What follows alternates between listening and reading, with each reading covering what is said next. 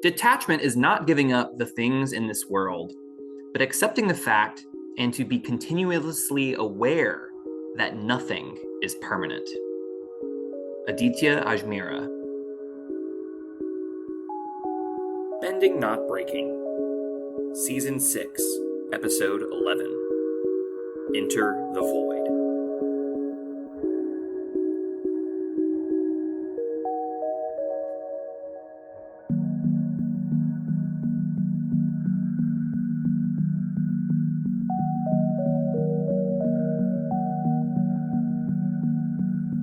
Welcome back to another episode of Bending Not Breaking. This is Ben Pruitt, and unfortunately, COVID has occurred and stolen sunshine from this episode, not because he has COVID, but because one of his staff members has COVID and he has to cover for them.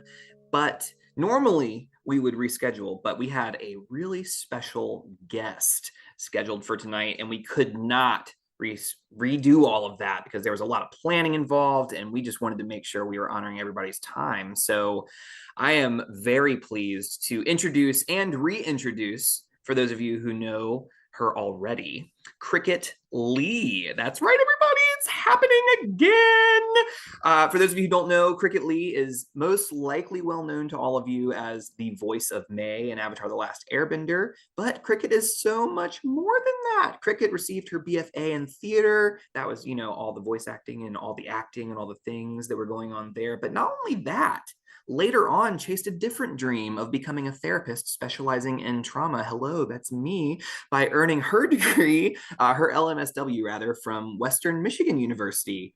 And that's super exciting. So now she serves the world as the Chief Clinical Director of Blend Mental Health, BLND. And if that wasn't enough, you can still catch her singing the blues in her band Cricket Creek too. Cricket, you really can do it all. Tell us, how are you? What's going on? So excited to be here. I really cannot do it all because I burned dinner this week. I'm not great at everything, but the band part I can do. Anything where I'm using my mouth, like talking and yelling and screaming and singing, I'm great with, but like just some hand-eye coordination, sometimes driving, those are the areas that my husband would say I struggle with. So yes, I'm good at some things, not at everything. I'm so excited to be back with you, Ben, and I'm sad for Sunshine, but he's doing a great duty by filling in for someone who is not well. Yeah, he is doing the work, and he is sad to have to miss this conversation with you. Well, we're gonna have him in I'll hold a little candle right here for him and pretend that he's here with us. Oh, I'm here for it. All the brightness comes from sunshine, right? That's right. Well, Cricket, I would love to just take a moment to just lean into you for a minute and just really appreciate you and tell us what you've been up to. You were on our podcast twice before, but it's been a while. And it's been a while. We were in the middle of COVID, and I think my stepkids were home being schooled by their computers, which was an epic fail. Of course, you know how that goes. But what I've been doing a lot of Comic-Cons, which has been amazing. I never really did them. When the other cast was doing them, I was busy either just like writing or performing. Yeah. And I didn't really know it was a thing. And then once I became a therapist and knew it was a thing, I was like, oh my gosh, like this is amazing. This is a subculture of humans who are awesome and kind and talented. And I was like, why aren't they running the world? We should be the subculture. Like, I loved it. So I'd gotten on the circuit a little. I've gotten to go to this year, been traveling. I went to Memphis for the Blues Fest where my band performed. And then I got to go to Knoxville for a Comic-Con. And I've just been going to Ohio and just meeting fans, which has been amazing. And then in between, of course, I get to see clients, lots of couples, lots of kids, going through stuff in life that sucks, like many of us. So it's been great to be able to have both the creative outlet and the helper healer outlet.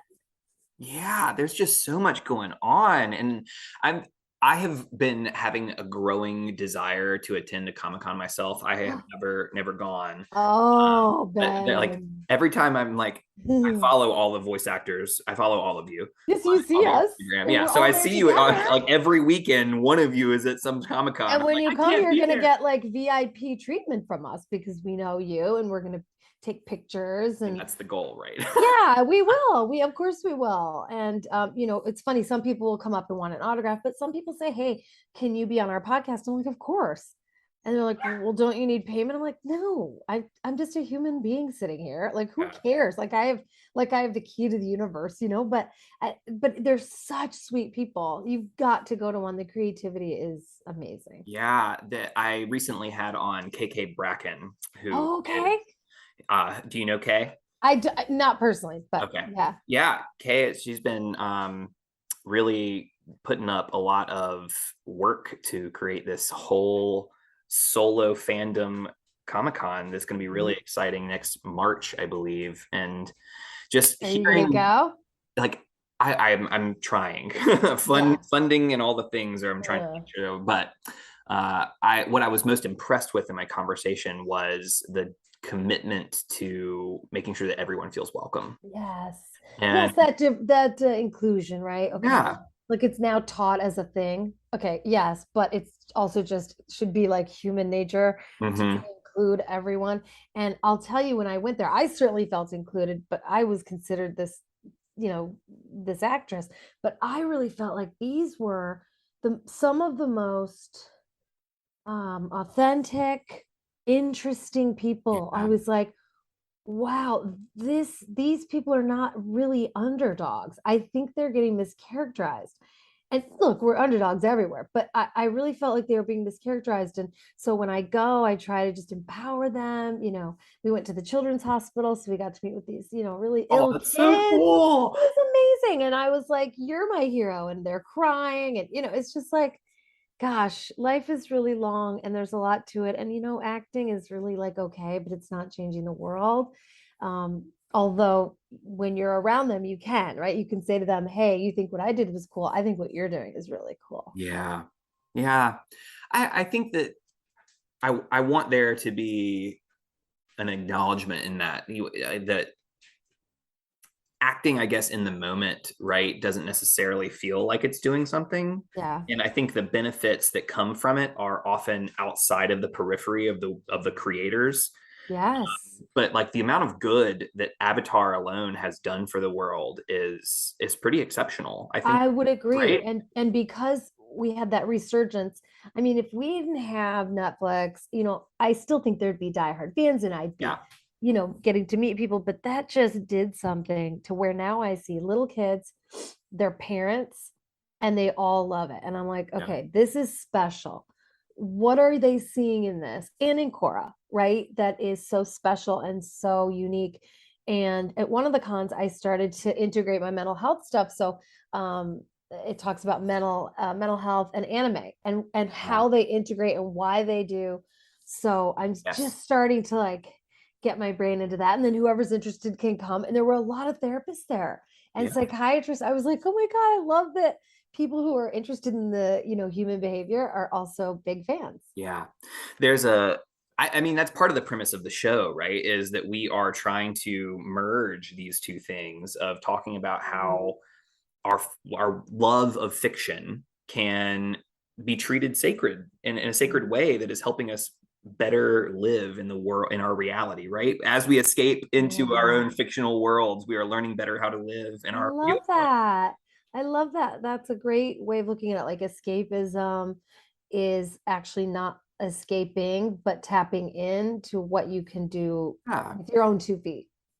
Well, and I think that's what fantasy really does. I think it's Hmm. the same premise. I think Vanessa Zoltan, who is a podcaster, author, etc., who is I admire a great deal, has talked about this. And every time we treat romance novels, even Mm. these fantasy, like, oh, that's like so like this, but when you Hmm. can imagine yourself into a better situation and you can read and like create this better situation, it's helping us feel Mm. more wired to experience that in the real world, I That's a think. good point.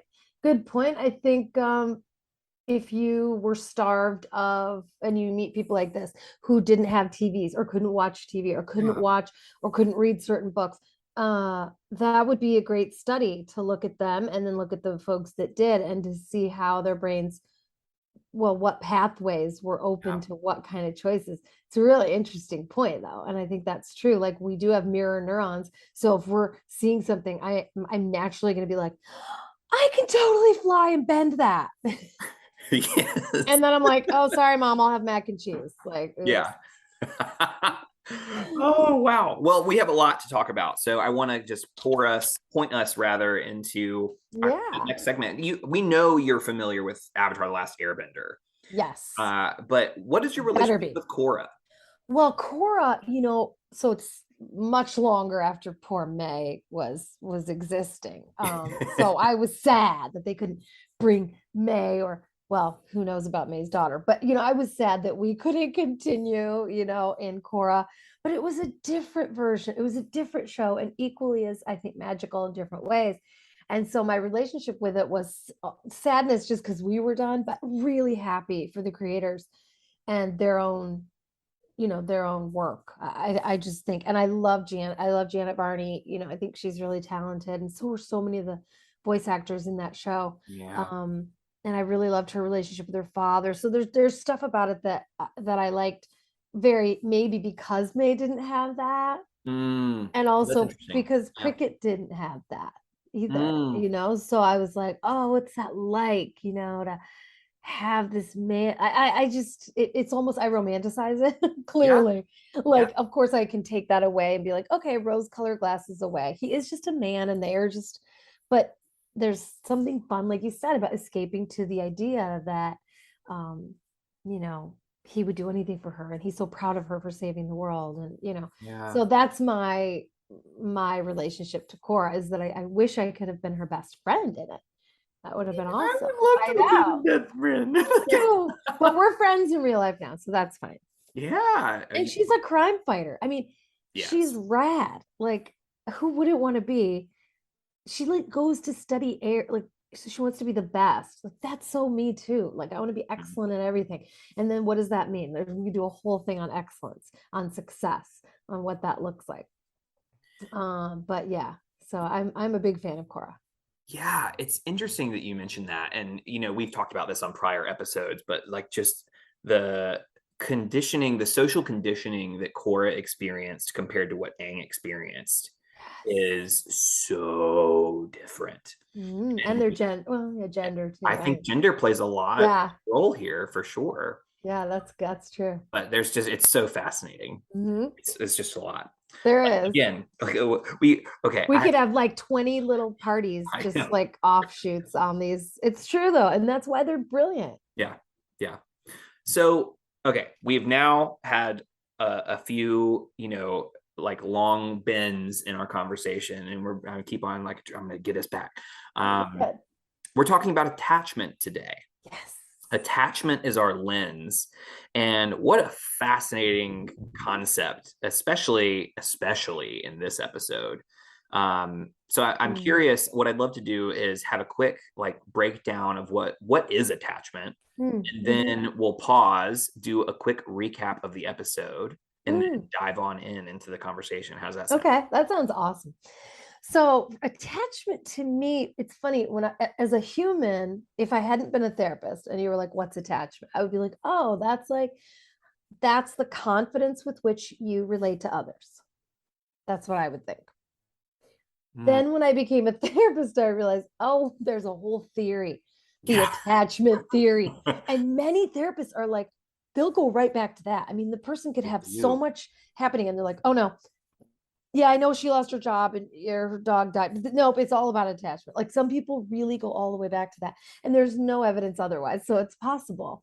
But as a therapist, you learn about kids who have a parent or caregiver who isn't giving a great attachment. So they come in, different versions. There's secure attachment, avoidant, anxious, disorganized. So I learned that and I realized, okay, I was lucky. Even though I had a single parent, I had a very secure attachment. So I always had confidence. with other people. Mm. I was not afraid, but I also didn't go overboard. You'll see some kids come in, you meet them right then, they jump on your lap and say, I love you. And you're like, whoa, that's fascinating. Now, not bad, I'm safe, but what if I weren't? What is that saying about their attachment, the confidence and the safety? So that's where I came. But then when I watched the show, of course, it's a whole different kind of attachment. It's attachment to life itself. Mm.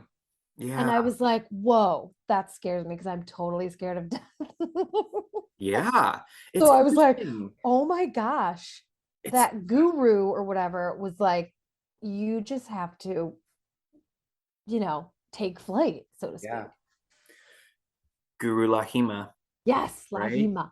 So that's my lens. I'm working with all three of those. So just the me, then me as a human, me as a therapist, and then watching the show.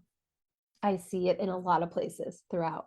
Yeah. I mean, it's fascinating. It really is. Like, because like attachment in and of itself, there are so many. And coming from a divinity degree right now, Oh, right. thinking about it from a spiritual lens is really fascinating because there are so many spiritualities and uh, dogmas that Mm. would suggest that like our goal is to detach ourselves from the material and only Yes. focus on the The spiritual, spirit. Yeah. right? To like let go your earthly tether, right? And that's so fascinating. Yes. Is how do we reconcile this conversation of what on one hand many tenets of religion are like love one another, which Mm. is like attach yourself to one another in Hmm. other words, and then this other which is like no, detach yourself from all things and only Great connect point. with whatever you call God.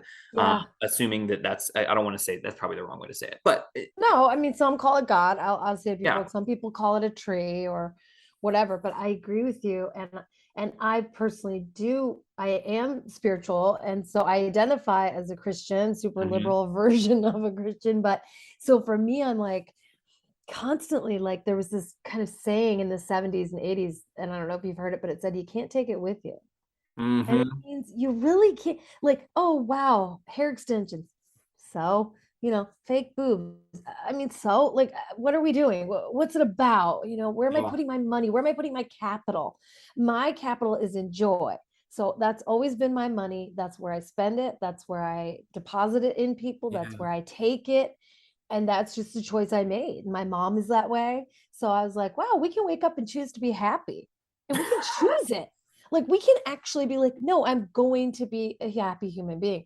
So I think that's a fair point that like, how do we get rid of all those tethers? I mean, look, I love nice stuff. I want stuff too. I'm a total consumer. Yeah. But in the end, I know that what matters is the people I love, my relationship with God, my pets, and then just being really kind to people, Yeah. which I fail at all the time. Yeah. I mean, and that's I think I'm in a place where I'm struggling with the idea of attachment and detachment and Mm, to what am I supposed to be attached to, or rather, what am I not supposed to be attached to? And like those two seemingly mm. like how are they conflicting and how are we Yeah, like, are they stopping a person from getting traction? Because that's what I would say. Like, are they harming your wellness? Either yeah, way. If yeah, it's no, then there's nothing wrong with that yin yang, that push pull, nothing at all. But if it's one's getting a little funky, that's where we go, okay. So that's about being like so raw and vulnerable. How do you even know what's going too far? How do you begin to know yourself? You know, it's a lot. and it kind of brings back this purpose of the podcast, right? And not just the podcast but the show, which is Yeah. how do we cultivate balance, right? Yes, brilliant. Yes, balance. Twee and law, push and pull, yin and yang. Yes, I said that's exactly right. Push and pull. And yeah, I just said that randomly. Good for me. Yeah. Um, I'm somehow in your brain right now. But Yeah. I also struggle mostly when it's in a relationship. That's where most people struggle with attaching too much and not knowing where they end and the next person begins. But even family and friends can be like that too. Yeah. Well, and also I think it's a matter of awareness, right? Some people are so attached to something and they have no idea. Like, None, especially money, right? Many people, well, I'm not successful if I don't do that. I'm like, well, who told you that? Everyone. I'm like, oh, well, then of course you think that. Like, how do I carve out a new version of myself then? Yeah. So hard to do. So it makes sense, that people struggle with that. But yeah, in this particular episode, there's a ton of fun attachment sort of components. Yeah. Well, let's get ready to dive in. But before we do, we got to do a nice little recap. And since it's Sunshine's turn to do it, I will have to take his place. And I just want everyone to know that I'm a little bitter. But in lieu of that, in lieu of Sunshine offering his gracious recap, I'm going to have Cricket, if you don't mind, will you count me down? Yes, from So what to what? 3 to 0. And on 0, I'm gonna go and I'm gonna time myself for 30 seconds. So silent 0, correct? Yep. Okay, ready? Yep. 3, 2, 1. Korra agrees to turn herself in and go over to Zahir, and then they're like, we're gonna negotiate. And then they go, so Mako and Bolin, they're gonna go rescue the air people, air nomads, and then Korra is like, I'm gonna turn myself in, it's gonna be really bad, but it's gonna be okay. And then Gazan's like, hey, it's okay. And then he like lava everywhere, and turns out Zahir's lying. And then all the Metaverse come up and they fight, and then Bolin is like, we can escape from all the lava. And then they try and they're working on it, and I failed miserably. That was 30 seconds. I only got like halfway through. I loved it. Your voices were my favorite though. Korra's voice was so cute. I loved it. She will be very proud. You did your best. I did my best.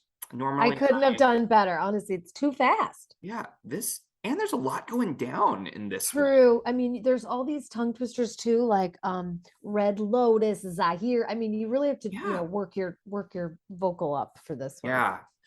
Key things that I think are worth paying attention to is one, like Plea, like goes boom, and then Zahir flies. Yes. Those are some things that I missed. Oh my gosh, I couldn't believe it. I was like, well, she's got to be. This can't.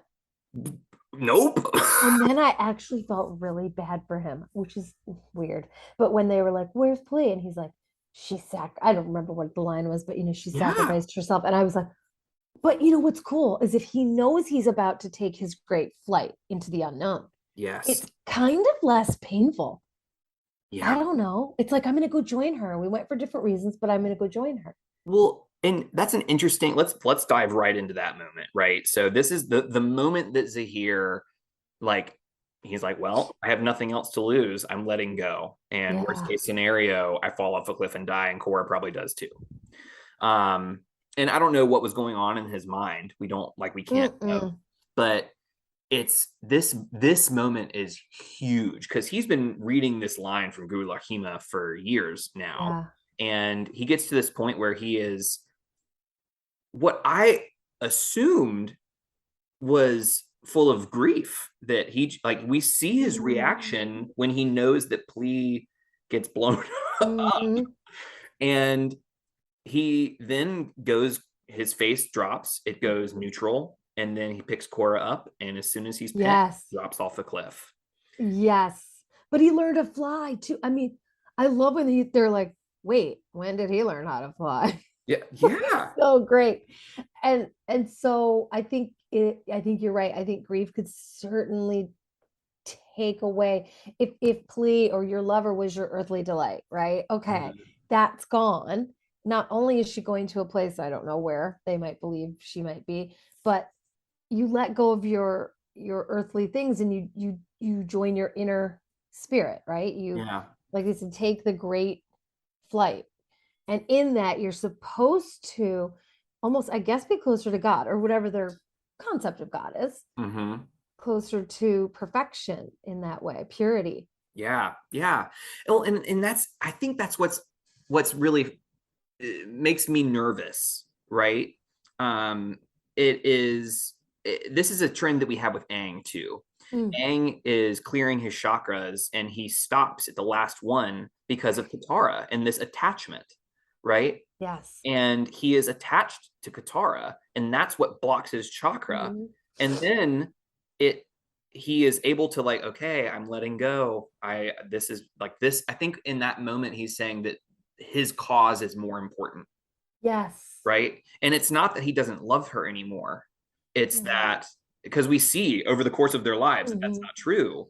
And it's the show is making an argument that I'm trying to figure out, that detachment is not letting go of love.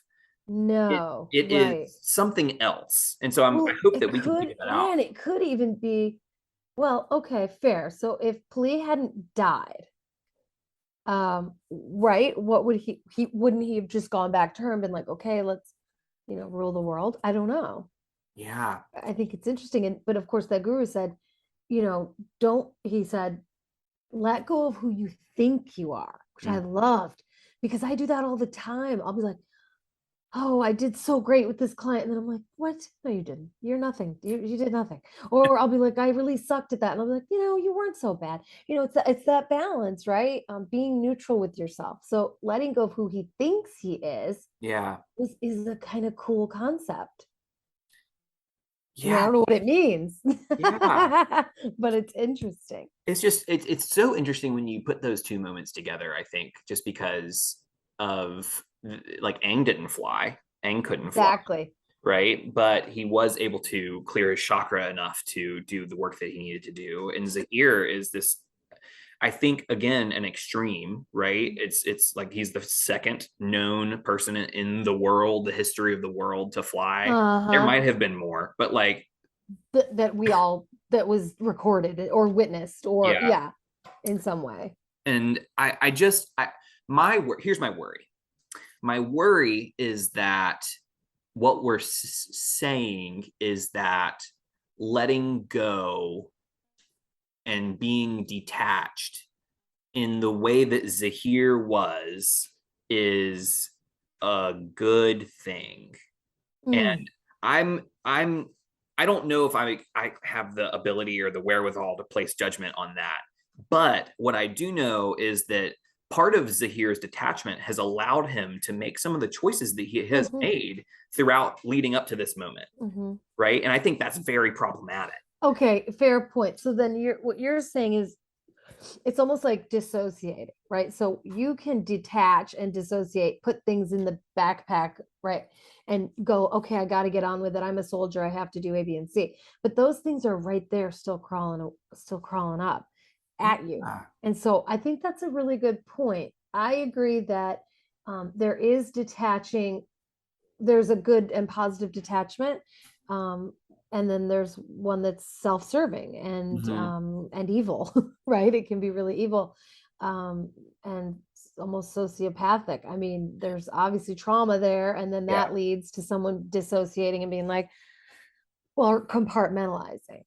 Well, and it can also be traumatizing to hear, as a someone who is grieving, say, detach yourself from the world, Mhm. right? Like, okay, no, she just died. Well, Like and he's that, taking someone with him. Let's not forget that. yeah. I mean, It's it's it can be very problematic to have this be the ultimate goal, is detachment from the world, yeah, right? It it can, can be. Yes. and there's all of these spiritual tenets that are saying that is the only goal.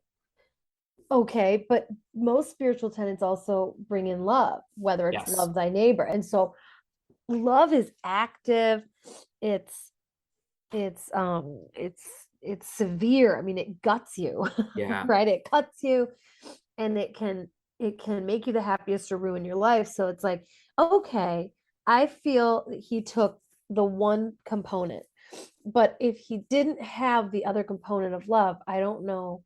I agree that that is problematic, that that's not all inclusive of a spiritual tenet. Yeah. And I think that's my question, is this is one form of letting go of your earthly tether that we see from Zahir. And what we're gaining is that this form of detachment is getting you to a place where you can fly. And that is certainly a goal. And if flight is your goal, and letting go and detaching from all these things is your goal, then I wonder if that level of commitment to this is harmful, or is there a way to get to that point that is also balancing all these other things, that is holding on to love and I say that in a like is attached to love, so to speak, right? I And mean, I guess there'd be people, I mean, you know, Buddhists would suggest that they have both love for humanity mm-hmm, and a detachment from earthly things. yeah, So there has to be a duality. I guess if it were me and I was jumping off there and I was going to God or going to the void, which is already a terrifying word. Like who wants yeah, to who wants to enter that? I yeah, mean, I want to enter Disneyland. I don't want to enter the void, like or yeah, something, a roller rink. I mean, anything. But I was like, oh God, the void. Now, what does that mean? It also could mean that you're just making a choice to not be the identity you were before, which is beautiful, but also could be problematic. yeah. And like when I think of being void, I think of like nothingness, Yeah, right? nothing like black hole. Yeah, and I also think of void when it comes to like human emotion and human attachment is Yes. numb, right? I am Yes. not feeling anything. Yeah, you're void of emotion, you're void of animation, Yeah, expression. you lose all the high highs, but you also lose all the low lows. And I would never want that because I Yeah, love being able to feel that's right. That is the push and pull because if you don't have either, you're just dormant. right? It's Yeah. it's a void. And so I guess that's my wonder and my worry here is I wonder if people are watching this episode, and maybe I'm just have a low view of people, but but Hey, like I wonder if people are watching this and saying, "I want to be able to fly. I have to let go of do everything." you No, think no. I guess it depends where you come from and you're coming from that divinity piece, right? And I'm coming from a person who's like scared of letting go of things. I'm a very like Yeah. scared of letting things. I do it if I have to, like, wow, you know, I really loved that job and I didn't get it or whatever it is. And you have to let go of your right. So as an actress, of course, you're up for a million jobs, you don't get a million jobs. And early on, you have to be like, wow, that act of me doing that, it doesn't define me. Mhm. Oh, I really want it. Okay. Doesn't mean you'll get it. And I started to think, well, what if the person who got it wasn't happy? Like I started to like do this whole like Yeah, storyline for them so that I could allay my own anxiety about it. yeah, Yeah, that's it's a fascinating point. Who maybe these people are watching it and they're like, I don't know. We'd have to ask people. We should find out. Like, you know, and see yeah. what people thought when they watched it. And I certainly don't think that everyone is like, "Oh, I am in Zahir mode," right? But I do think Zahir that, mode. yeah, I do think that there are some people that are buying into this philosophy, Yeah. which is an interesting concept to think about. One definition I heard, or was as I was leaning into the research on attachment recently, Mhm. was thinking about how detachment is not, and I forget who said this, so forgive me to whomever I'm misattributing. Detachment is not like letting go of everything and become like this picture of what Zahir kind of is. Yeah. Rather, detachment is letting go of the fact that your concept of your future is the only possible Great future, point. right? Is it is recognizing that yes, as you kind of lifted that up, is I want this job. Uh-huh. I really want it. I'm attached to it. I hope for it, but Hmm. I'm not going to be defined by it if I don't Right. get it, right? And so in a Yeah, it's your way, identity. It's an yeah, identity thing. So I think you're right. I think saying to yourself, detaching doesn't mean throwing the baby out with the bathwater, right? yeah, You can throw little pieces, certainly I can throw, but there's still a core of me that wanted to play that part or wanted to do that, you know. yeah, But I like the idea that when you detach, to me, it's like you're gripping and you just let go of the grip. You're not pushing the thing away into the void. yeah, You're just like letting go. And then you're letting the universe, God, energy, Beyonce, whatever your belief is, right? You're letting it take shape. That's what I do. So I grip something, I let it go, and I watch it.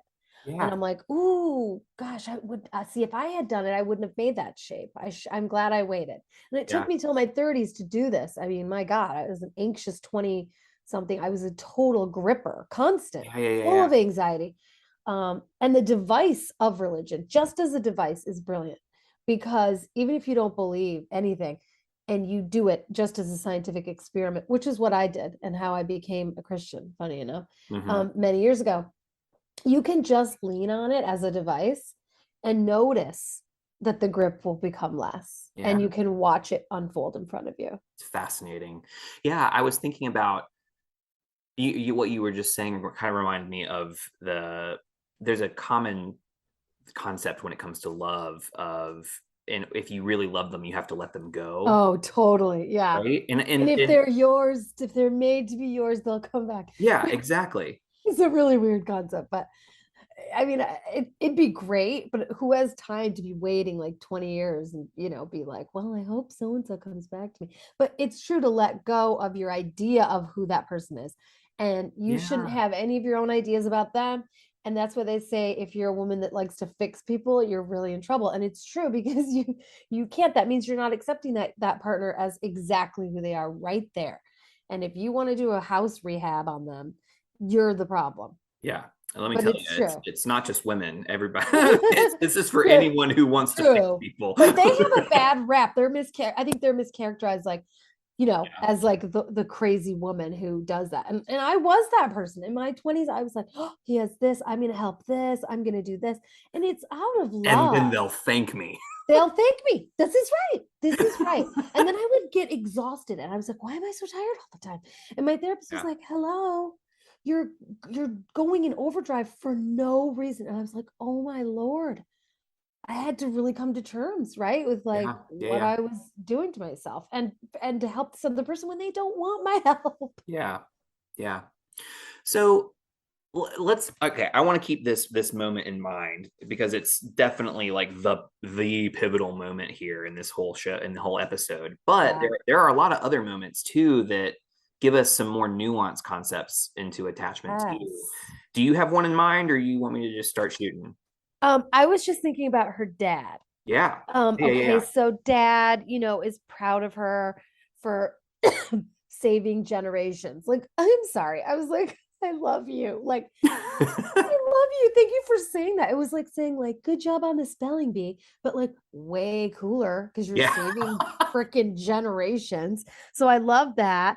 And of course, I thought he was gonna die off that airship. Thank God he So does didn't. she, right? I was like, he's dead, he's dead, he's dead. And he's cute. I mean, there's that. He's like, I don't Right. know, very handsome dad. So I loved that there was that little piece of traditional family attachment.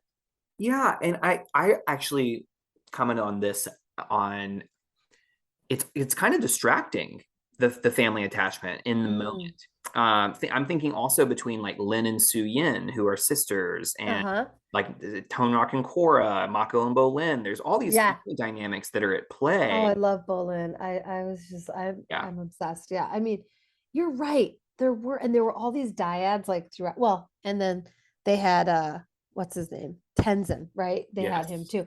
And so I know the names are like so hard for me to keep in my brain. So you're amazing. But I agree, there were all these little dyad pieces. Even the Oogie and the yeah. bison. I was like, oh my Oh, God. do you know the story behind Oogie's name? No, tell me. Oh, Cricket. Can I just spread some joy here for a Yes. second for you? So, Oogie is a term of endearment, actually. Oh. So, Aang and Katara used to, have a little bit of PDA in the comics. And Okay. anytime they got all lovey dovey, Sokka would say, "You're giving me the Oogies." Oh, that's funny. And so Tenzin heard that growing up and named his bison I can't. after the I love for can't. his I parents. can't take it. Talk about how cute is that? And I mean, I almost wept when they were like, "We can't all fit on Oogie." Like I was like, "Oh my God, these Yeah, bison!" I'm obsessed with these animals, all the animals in Avatar. They yeah, just get to my heart. I mean, everybody just wants to help everybody, Well, not everybody, but many yeah. of them do. So, but yeah, I thought that you're right. There are a lot of two sums and people throughout you know, where they're showing some attachment. Well, and not just showing this attachment. I think it's like painting a picture of this like interconnected web of ties to one another, right? And Mhm. it's not so like Tenzin is displaying for everyone to see his attachment to his parents Yeah. and his attachment to his family in that name. It's this like it's Lin and Su Yin when they're talking to each other behind this rock, and they're like, Lin's like, I'm gonna go out there, I'm gonna distract her for you. Yep. And it's like, okay, I I'm know. super distracted because you're my sister, and Yeah. I have to put there's so much That's faith, why you were right right? to say it was distracting. You're right. I was a little distracted by the relationships between people in a good way, but Yeah. also like I was invested. So you're like, but that's your sister, dude. You only maybe she should stay behind. Like, you know, you Yeah. just start to That worry. urge to protect is Yes. fascinating, especially between Korra and Tone Rock, who Yes. father daughter, but also like Yes. avatar and world leader, Yeah. World lead right? global. I love how she's like, yeah, he doesn't really like world leaders. She's talking about him. That was Yeah, hilarious. yeah, but it's interesting how Korra acts differently once she thinks Tone Rock is dead, I know. right? She's kind of a beast. Yeah, she like goes all out, and not to mention that she was whooping butt in chains. Let's just Yeah, she was. That was such a rad fight scene, by the way. it really was like, oh my god, the fight scenes are I know. I so know. good. But yeah, it's really interesting to me because the way Korra changes kind of the grief is very real, and I wonder uh, if she would have acted differently Mm. had she thought he was alive, and I wonder how that would have been different and what I would have think that changed. it would put fear. I think it's brilliant that she thought that because when you think that your vulnerable attachment is alive, you act in fear in life Yeah, and there's yeah, no fear left. It's like whatever, you know. yeah, So I think that was kind of a great point. I think she would have definitely acted differently. Not just it's a preoccupation. It's what you said. It's a preoccupation. Like that's my you're a little torn. So in a way, how interesting that you know what's his name? The main evil person. Zahir. Thank you. You know, it's interesting that Zahir um you know became the void, jumped into the void, and in a Yeah, way, so did she, and she shed her attachments because she yeah. thought it was gone. Well, and if I were to pinpoint what the goal of letting go of your attachment does for you, it's these things in these moments of crisis that where it makes a big difference. Yes. If you can enter the void, so to speak, in this moment of crisis, you are going to be able to think with more reason, right? I and, think and so. right, but at the Yeah, same I do. time, I wonder how often like thinking with our emotions helps us. Like I there it's an interesting thing, but if reason is the goal and being able to is Mhm. logic is the goal, then perhaps this letting go of, okay, I know you're my sister, but I trust you and this is how it's going to go and whatever will Yeah. be. That is a form Yeah. of detachment, right? Yeah, that is too. That you're right. It could be a hey, let the chips fall where they may, right? That's one. And then there's the but there's the one where you could just be like, um, I have nothing left, who cares, right? Or you could say this war means more to me than the flesh that my sister and I have. Yeah. Yeah. Yes. So I think we're nuancing. We're putting some nuance Yeah. to this idea of attachment, which is just really fascinating. What else? What other moments of attachment are on your list? Mm, I was really just thinking about the cave and the fire, and I not that that's an Oh attachment piece, but gosh, like, literal attachment to the well, right, wall. literally. And I was like, I just love watching him consistently protect his friends. Like, I don't know, I loved. I never felt like he wasn't going to do it, Mm, even though I was like, oh. And then they get to the end, and it's lava, and I love how he's funny. Like, is it hot in here? Like, just so yeah, self-effacing and humble, and um And then Saved by the Bison, I guess. I don't, it's not necessarily attached. It wasn't an attachment moment. It was just a moment that I really loved. To me, it was a big attachment Oh, moment. was it? Like, Good. so we're talking Bolin, right? So Hmm. this, I thought this moment was equally as important attachment wise as Zahir's jumping off a cliff. Oh, good. Good. Fill me in. Well, and here's why. I think that, Bolin, it was almost hero's journey esque, right? The cave that you fear to enter Yes. is the one you must go into in order to conquer everything. Yes. And he's literally avoiding the lava, going everything possible to avoid it until finally he must face the lava. Yeah. So And true.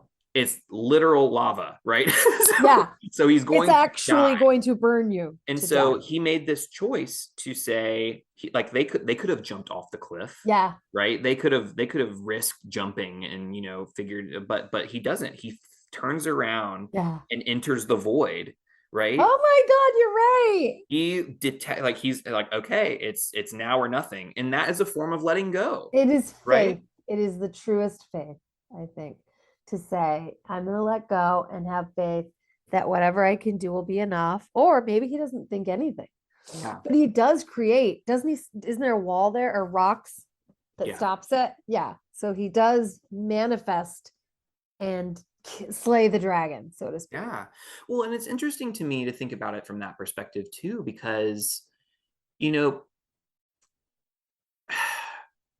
one would think that Bolin could have accomplished this without having to literally be facing the lava, I right? thought about that too. Yeah. Right? You could have, instead of being so attached to metal bending, Yeah. could have explored other things. And I think oftentimes our paradigms Oh, and our blinders to what we can accomplish block us off from the other things because we're so attached, right, 100%. to again, the goal that we see for ourselves, or we're Mhm. attached to this identity, or we're Yep. attached to X, Y, or Z, and that blinds us to what we could become. Yeah, I mean, I think we all start out and we have these narratives that grow, and sometimes our parents give them to Yes. us, and sometimes we're like, "Oh, wait, what? That's not mine. What? Nope, that's my mom's. Okay, where's mine? Oh, here's Yeah. mine." And then mine's going to change. And then you get married, and then they have a narrative. It's like it's a constant narrative which does encompass your identity. So they are hand in hand. So you're right. If has a narrative that he's sticking to with an idea and an identity attached, you absolutely aren't giving yourself like a Yeah. super chill chance, which is why prayer or reflection are awesome because you just sit and listen to the world and wonder what your brain and body are telling you, and it will come to you. You will Yeah. understand. Yeah. You will feel feelings you don't know why you have. That's telling you something. Yes.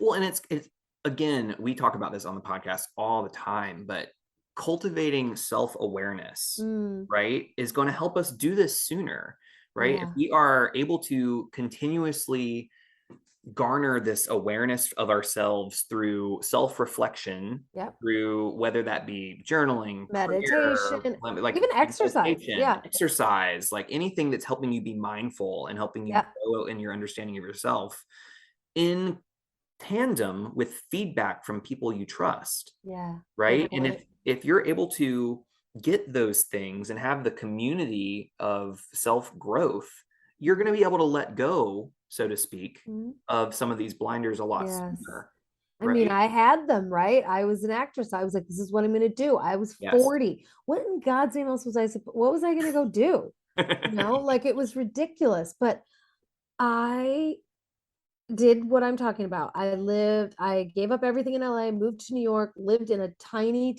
I was like a Yeah. closet. Yeah. And I was like, okay, let me listen to what I'm supposed to be doing. And within a year, I moved, changed my life, right? I mean, whether it was going to turn out good or not was actually not the point. I remember going to grad school saying, this is probably a dumb idea. It doesn't actually matter. And Story of that my was huge to be like, wow. So I'm going to spend money and meet these people and pretend, yep, that's what I'm going to do. And if it works out in some way, great. And if it doesn't, it's doing something. It's moving my body. It's getting me to learn.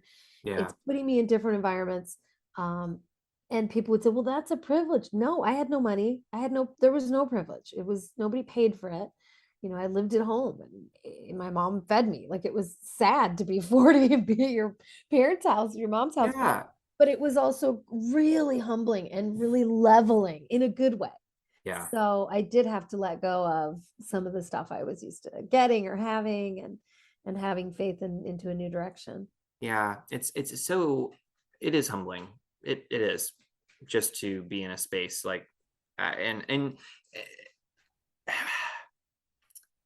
I think oftentimes it is not said enough that we are allowed to piss and moan, right? We are allowed to be mad and sad and frustrated and poor and feel sorry for ourselves sometimes. Yeah. And that is okay. It is human. It is natural. Yes. Right?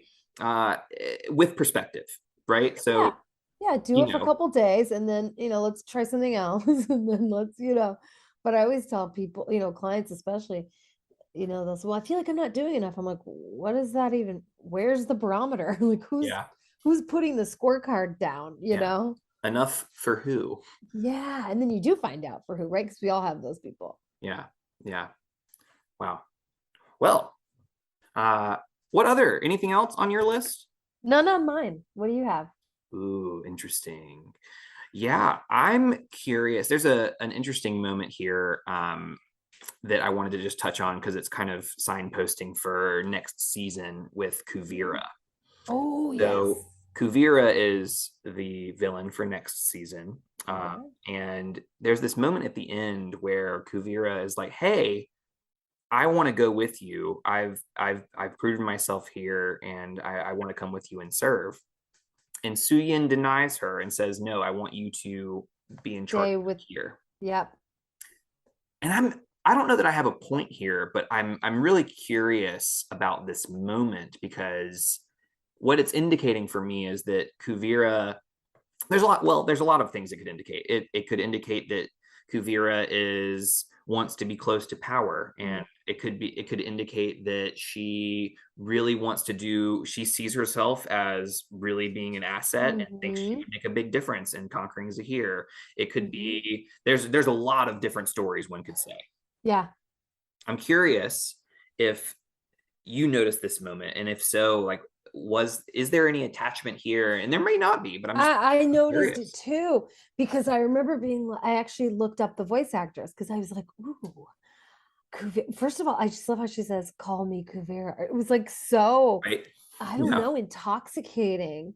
And that's not a flavor in this show. So I was like, what a different seasoning that I'm seeing in this soup. And I loved it because it was fun. And she didn't seem evil, like that kind of thing. It just was different. And it also might be the voice actress, like, great that she brought that, to it.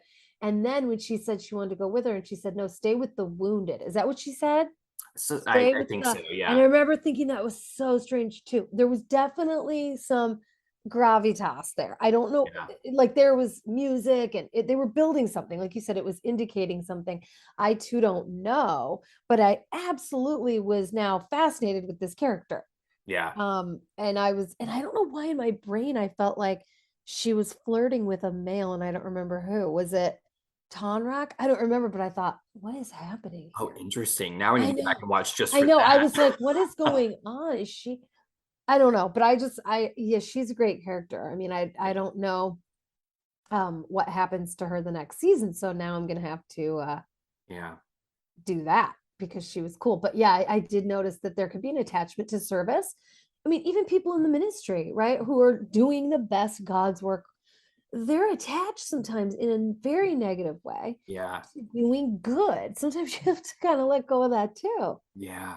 Yeah. So I don't know if she was attached to being of service, and maybe there's ego in that because there usually is. Like, look how much I can do, and I want to be told I'm great, and a lot of that stuff. And just putting Kuvira next to Zahir for a second too is thinking about Zahir hasn't let go of everything, right? Because he is still very committed to his cause. Yeah, he's angry, right? Still. Like he is. There's still something there, and so again, I think this like spiritual detachment to things is different than what Zahir is doing. And so I categorizing those differently, I think is still just important to me, because I think that Yeah, I do too. times they're conflated. They are different.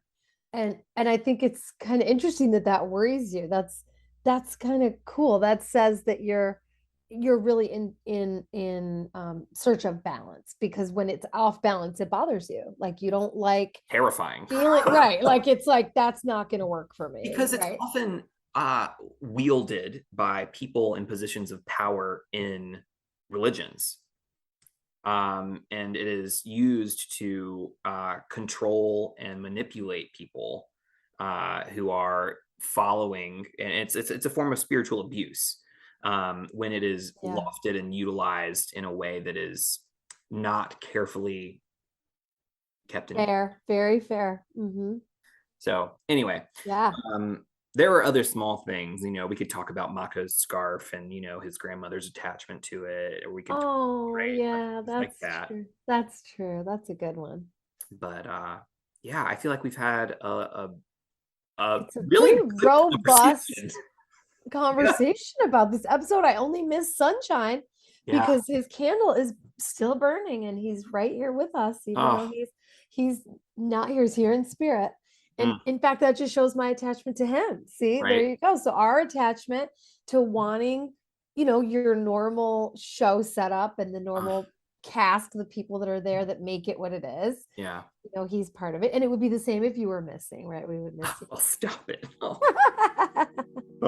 Well, in order to keep things somewhat normal, we'll actually take a quick pause and invite our listeners into a little musical interlude, and we'll come on right back with a few more segments.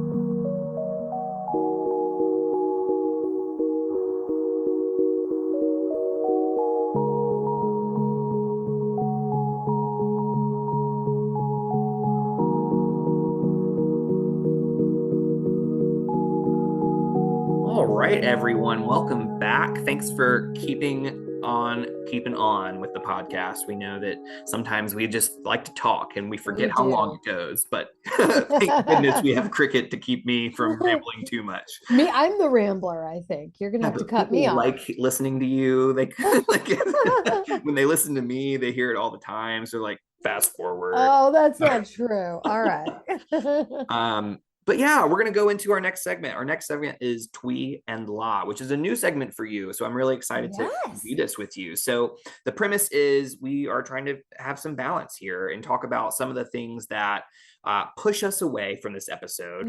Things that like either like made you nervous or made you feel a little icky or you just didn't like it. And then what pulled you in? What were the things that like really made you want to keep watching? What made you fall in love? What was going on that you really enjoyed? Oh, those are great. There's so many, right? But if I picked one, I have to say, it made me really uncomfortable when is it Plea? It's Plea. Came after, not just Korra, but what's the woman's name? The fighting, the Lynn. Yes. So when she comes after the other women, it made me uncomfortable as a woman. I was like, oh. And I get that there's people who aren't great and there's evil and good, but I don't know. I was like, what? You have that third eye and you could do so much cool stuff. Why are you doing that? Third eye freak, or what they call it? Three-eyed freak. Like I just was bummed, and I don't know why it took me out of the episode because she's a cool character. But when she died, I was kind of like, oh, which is terrible. But I don't need her to be a nice girl. It was just that I felt like, oh no, why are we turning on each other? So that was a push away. Yeah, it's interesting that you lift that up too, because there's this moment in that fight scene where Lynn is down, right? Yes. And Plea is going for the kill here. Uh-huh. And it's that moment where I was like, why?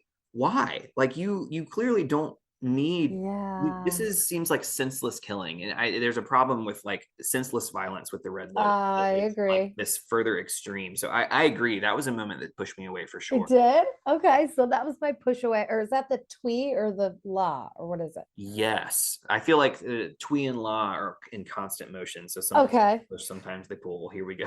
And then the thing that pulled me in, well, Bolin's humor was one of my favorite things. Sort of like Yeah. Sokka. Like I just love that.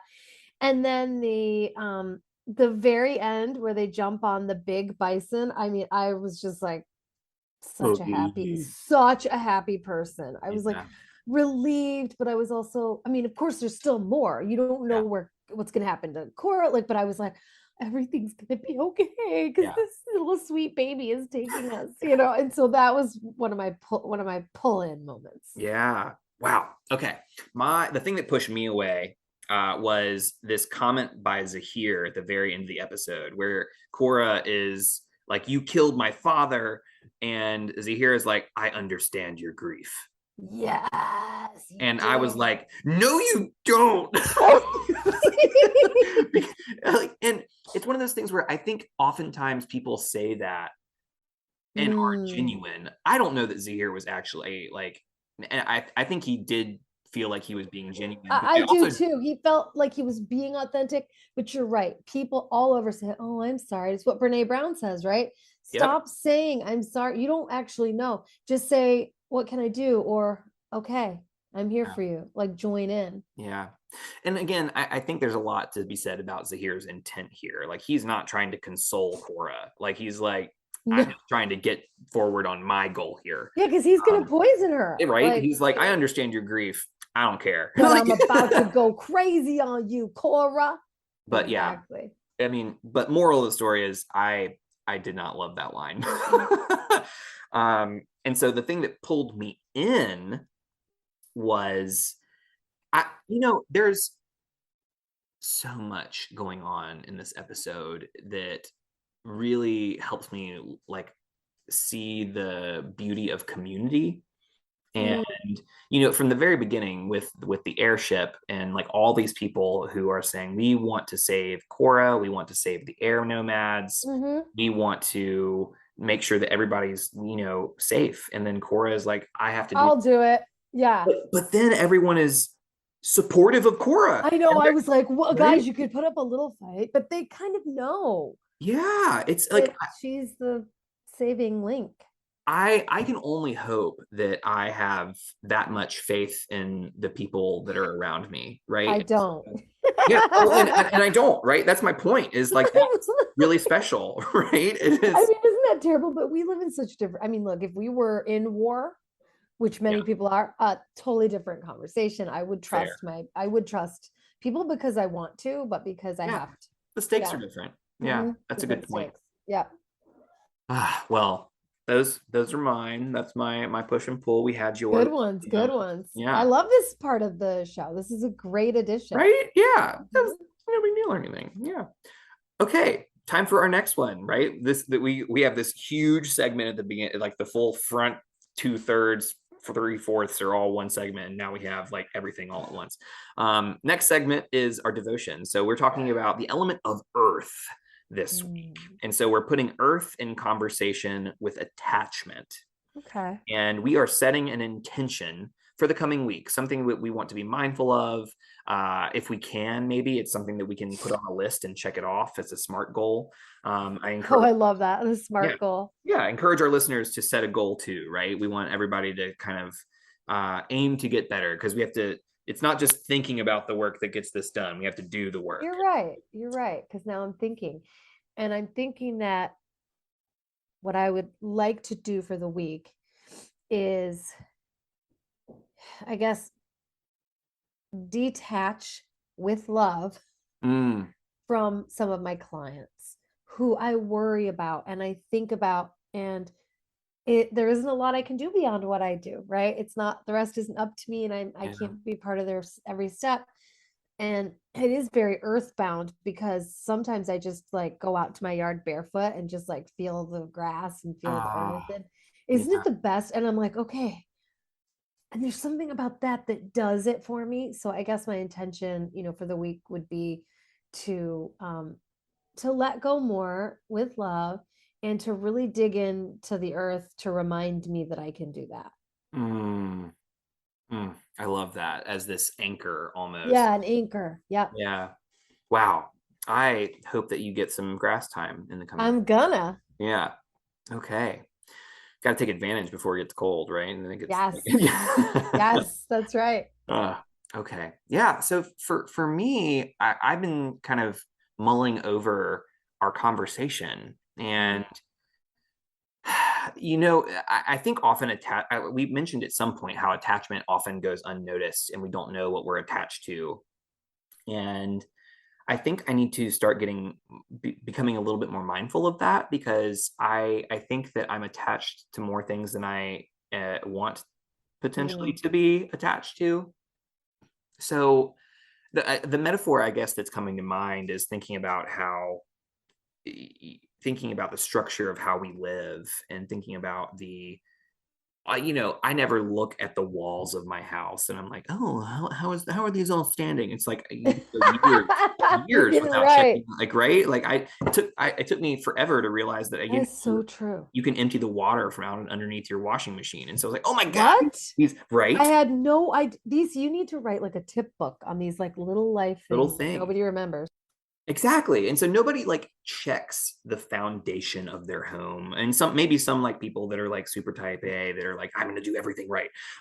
But just doing a quick check and like knocking on the metaphorical walls of my home and the structure and making sure that I everything's like love that. stable and like, okay, like, does this wall need to be here? Can I knock Yeah. it down? Will I have more space? Will it bring me more joy if Does I it need knock to be a this wall different down? color? Does Yeah. it Can I need to paint be, it? yes, does art need to go on here? All the Yeah. colors of the wind. Let's get them all in here. Oh, I love that. So I think in practice that will look like me just meditating on that for a little while and like taking a moment to myself and maybe doing that on a walk, or Oh, maybe I love it. So I And think like rediscovering your actual home is a really cool concept. yeah, Like yeah, no one does that. It's like rediscover. yeah, Fingers. yeah. Oh, yeah. I forget. Like, listeners, I just snap my Yeah. fingers. What Like, are they called? What's it called when people do that? I don't know. There's like a thing. I always snap anytime, like, people always look at me in classes, because anytime the professor says something that's like, oh, I really like that, I start snapping. And then, Okay, I can barely snap. That's why yeah. I can't do it. Well, I try not to do it by making noise. So I like pretend that I'm snapping unless I'm in a room where it's, somewhat more socially acceptable. But I digress. um, yeah. What a cool intention that we're Yeah, going to conquer we've the had some world good ones. one intention at Well, a time. yeah, one intention at a time is right. But I like the idea that we talk and talk and then let's do something. Right? That's the goal. See, we're on Yeah. the same page. Yay. Oh, all right. Well, we can't end the episode without talking about who we're thankful for. Oh, So we good. always end in gratitude. And I would love to hear who is a character in this episode that really spoke to you, that really makes you feel thankful for whatever they gave you. Gosh, I mean, hate to be lame and say Korra, but Korra is my favorite in this episode because she sacrifices herself. She believes that her people are there and they lie and they get her in chains, and she's just still so composed. Yeah. Like, how do you, it's embarrassing, like that I'm so not composed, like compared to, I mean, I know it's, she's at war, but Yeah. it just brought me a lot of joy to see, while all these fights and all this stuff's happening, that she's really stayed herself and really stable, and Yeah. Yeah. didn't like freak out. So she was my favorite. That's why I'm graceful. That's who I'm graceful. No, that's who I'm grateful. Yes. That is who I'm All the things. for. I'm like, I'm graceful. No, I'm not. It's grateful. Yes, that's who I'm grateful for. Both all the things. Yeah. Yeah, I mean, there's just Korra is amazing.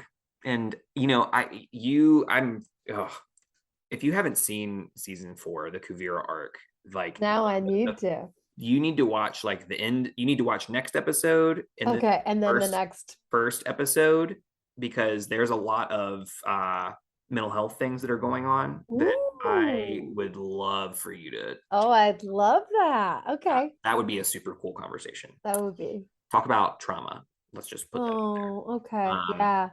So, okay, for me, I am particularly grateful for, I mean, the problem is I'm grateful for a lot of people. You can pick Um, more than one if you want. yeah, I think in this episode, I'm gonna lean into being grateful for Su Yin, Mm, and not because she kills Plea, but but but rather I think that it goes back to our conversation earlier around trust. Like there's this mhm, trust between her and Lynn that they mhm. had a really rocky season, this whole season that they have been struggling with each other.